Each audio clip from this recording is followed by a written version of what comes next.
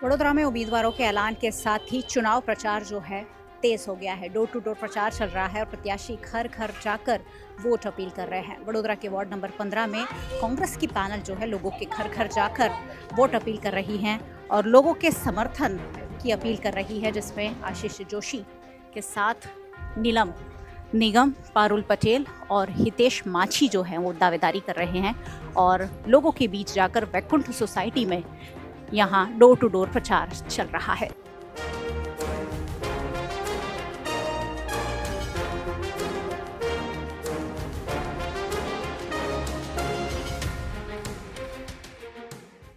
ઘણા પ્રોબ્લેમ અહીંયા હતા। મેન પ્રોબ્લેમ પાણીનો, પાણી જ ના આવે। ઘણા લોકો મકાનો વેચીને જતા રહ્યા।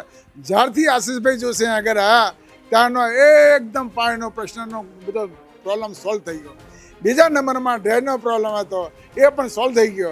અહીંયા પાણી ચારે બાજુ પાણી જંગાકાર દરિયો થઈ જાય, પણ આશીષભાઈ જોશી આટલા પાણીની અંદર ટ્રેક્ટરો લઈને દૂધ લઈને આવે, પાવરબેન સાથે પણ આવે અને ફૂડ પેકેટ લઈને આવે અને બધાને આશ્વાસન આપે। અડધી રાત્રે પણ અડીખમ ઊભા રહીને કે વૈકુંઠવાસીઓ ચિંતા કરતા ને, અડધી રાતે પણ મારી જરૂર પડે હું તમારી સાથે છું।